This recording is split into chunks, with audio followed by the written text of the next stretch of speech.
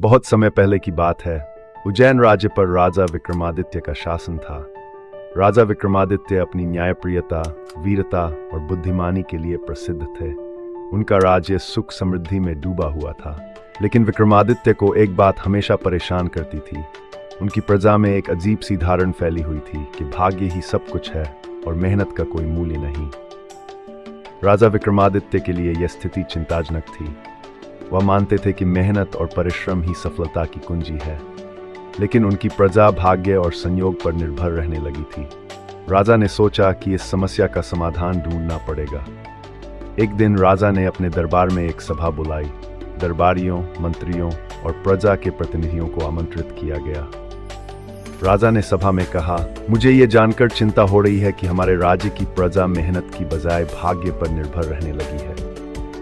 मुझे ऐसा लगता है कि हमारी प्रगति और समृद्धि के लिए खतरा हो सकता है। इसलिए मैं चाहता हूं कि हम एक प्रयोग करें। मैं हर गांव और नगर में एक नई योजना लागू करूंगा। इसके अंतर्गत हम यह देखेंगे कि मेहनत और भाग्य का क्या संबंध होता है और इसका प्रभाव हमारे जीवन पर कैसे पड़ता है। राजा की बातों को सभी ने ध्यान से सुना और सहमति प्रकट की। राजा ने तुरंत आदेश दिया कि विभिन्न गांवों और नगरों में एक योजना के तहत प्रयोग शुरू किया जाए। पहले गांव में राजा ने एक बगीचा तैयार करने के लिए मजदूरों को भेजा। गांव वालों से कहा गया कि बगीचा लगाने और उसकी देखभाल करने के लिए पूरी मेहनत करें।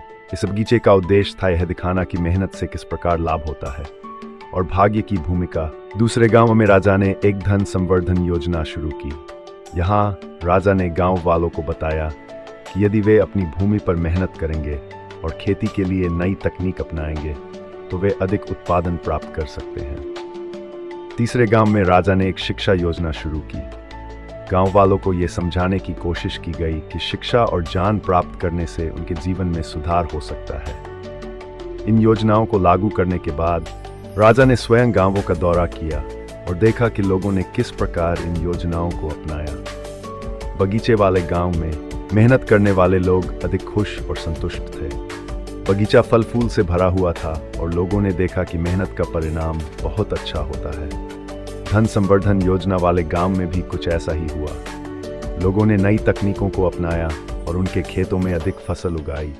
इससे उनकी आर्थिक स्थिति में सुधार हुआ और वे मेहनत के महत्व को समझने लगे। शिक्षा योजना वाले गांव में लोगों ने शिक्षा की महत्ता को स्वीकार किया। बच्चों ने अच्छी शिक्षा प्राप्त की और वे भविष्य के लिए तैयार हुए। राजा विक्रमादित्य ने देखा कि इन प्रयोगों से लोगों की सोच में बदलाव आया है। उन्होंने महसूस किया कि जब लोग खुद मेहनत और समर्पण के साथ काम करते हैं तो भाग्य खुद उनके पक्ष में होता है। राजा ने अपनी योजनाओं के प्रभाव को देखकर एक बड़ा उत्सव आयोजित किया। इस उत्सव में सभी गांवों के लोग आमंत्रित किए गए और उन्हें उनके प्रयासों और मेहनत के लिए सराहा गया। राजा ने घोषणा की कि मेहनत और परिश्रम के बिना भाग्य का कोई मूल्य नहीं है। समाप्ति पर राजा विक्रमादित्य ने अपनी प्रजा को यह सिखाया कि भाग्य और मेहनत दोनों का मिलाजुला प्रभाव होता है। मेहनत का कोई विकल्प नहीं है और भाग्य केवल उस मेहनत का परिणाम होता है।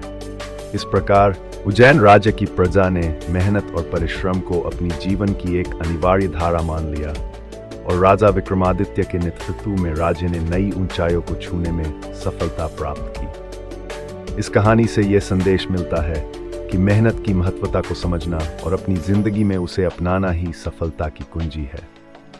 भाग्य का कोई स्थान नहीं होता जब तक कि हम खुद अपने प्रयासों से उसे साकार नहीं करते।